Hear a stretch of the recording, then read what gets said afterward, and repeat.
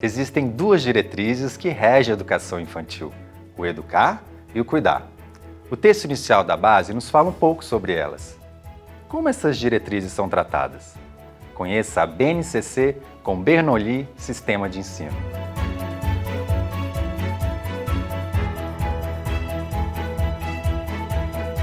A base não despreza os documentos oficiais, como muita gente pensa, porque nós temos um referencial curricular da educação infantil que nunca foi obrigatório, ele era uma referência e ele até hoje está em desuso porque a base vem normatizar o funcionamento. Mas nós temos as diretrizes curriculares da educação infantil, essas obrigatórias. Então, como elas são obrigatórias, a base não despreza as diretrizes, ela bebe na fonte das diretrizes e ressignifica algumas coisas e detalha outras. Mas uma das coisas que permanecem lá é essa questão do educar e do cuidar. Porque a educação infantil, como eu estou ali com uma criança muito pequena, eu vou educar ou eu vou cuidar? Eu vou trocar uma fralda, eu vou dar um banho, eu vou fazer algumas coisas. Isso é cuidado ou isso é educação? Então a diretriz ela vem dar uma normativa muito clara sobre isso, que cuidar e educar se fundem. Na infância não há como separar. Quando você está cuidando, você está educando. E quando você está educando, você está cuidando. Então, podemos perceber que quando eu educo, estou cuidando. E que cuidar, na sua essência, também é um ato de educar. Mas e agora? Quais são os eixos estruturantes? E como as interações podem ajudar no aprendizado da criança? Tem outra coisa que a base pegou das diretrizes, que são os eixos estruturantes. Então vamos pensar na palavra eixo. Eixo é uma coisa em torno da qual todas as outras giram. Então elas giram em torno de eixos. E ela coloca dois eixos norteadores, que também estão nas diretrizes, as interações e as brincadeiras. Interagir com o mundo, com o outro, com o conhecimento, com os adultos, com os pares, todas as formas de interação vão possibilitar a criança garantir os seus direitos de aprendizagem. E as brincadeiras não podem ficar de fora. Na verdade, o brincar na educação infantil, ele tem um viés muito pedagógico de aprendizagem. Quando a gente pega um autor que se chama Vygotsky, ele diz que quando a criança brinca, ela está fazendo isso para tentar compreender o mundo. Quando ela pega um carrinho, por exemplo, e fica tentando ali dirigir e fica simulando aquilo que às vezes a mãe ou o pai faz, ela está tentando compreender como é dirigir.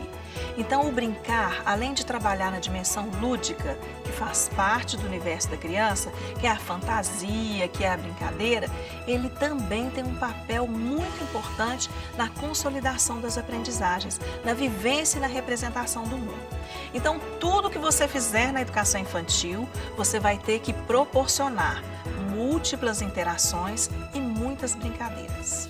Na infância, é tempo de brincar e receber cuidados. Mas é necessário fazer desses momentos oportunidades para a construção de conhecimentos. Mas e aí?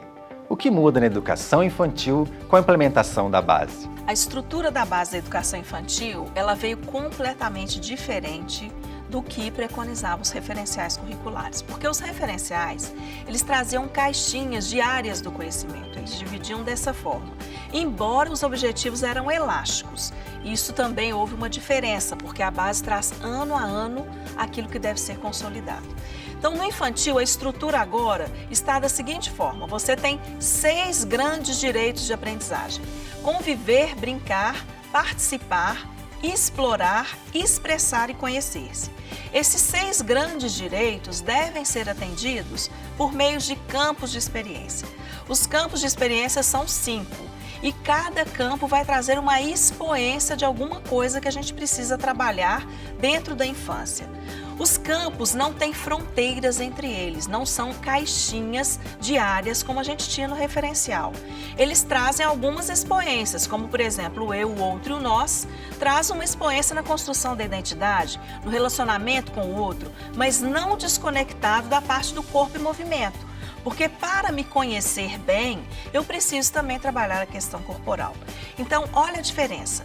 Antes a gente trabalhava as áreas do conhecimento, a gente tinha na rotina cada área destacada. E agora a gente vai trabalhar serviço do atendimento dos direitos de aprendizagem por meio dos campos de experiência. Então a base veio agora unificar isso. Ela traz 3 grandes recortes. Os bebês, que são crianças até 1 ano e 6 meses, Depois as crianças muito pequenas, que são até mais ou menos 3 anos e 11 meses, e por fim as crianças pequenas, que são de 4 e 5 anos, que perfazem aí a educação infantil, que é a primeira etapa da educação básica. Tem mais uma informação muito importante sobre avaliação no infantil que você não deve esquecer. Olha que interessante, o governo anunciou que vai haver agora uma avaliação externa para a educação infantil. Ela não existia. A gente ainda não conhece os parâmetros dessa avaliação e como que ela estará organizada. Mas isso é uma coisa. A avaliação da educação infantil é outra coisa, é como que eu avalio o processo. Agora nós estamos nos referindo a uma avaliação interna dentro da escola no processo educacional. Porque tudo aquilo que a gente trabalha com o aluno precisa ser avaliado para que a gente possa identificar se nós estamos garantindo os direitos de aprendizagem desse aluno. As diretrizes curriculares, às quais eu já me referi anteriormente, elas não permitem que o aluno da educação infantil seja avaliado por meio de provas. Um grande instrumento para a educação infantil muito bacana são os portfólios. Os portfólios, eles nos permitem avaliar a criança em relação a ela mesma, que é o ideal. Porque às vezes o aluno entrou na escola e ele não falava nenhuma palavra. E quando ele caminhou ali 3 meses, eu o filmo no primeiro momento, depois eu o filmo de novo. Ele já está recontando uma história, quer dizer, em relação a ele mesmo, ele teve um grande desenvolvimento. Mas às vezes o relato dele ainda não está com um vocabulário tão grande como o do colega, que às vezes vive num ambiente onde todo mundo fala muito, onde recebe uma estimulação maior. Então, às vezes, comparando com o colega, eu acho que ele não está bem. Mas comparando com ele mesmo, ele está muito bem. Então você pode filmar essa criança, fotografar, você pode fazer uma série de coisas para agregar esse portfólio. Então, a avaliação da educação infantil ela é uma avaliação constante, cotidiana, progressiva e focada e centrada no desenvolvimento da criança. As novidades estão fervendo na educação infantil, mas não se preocupe, iremos auxiliá-lo no próximo vídeo sobre os campos de experiência, um grande assunto a ser debatido nessa etapa.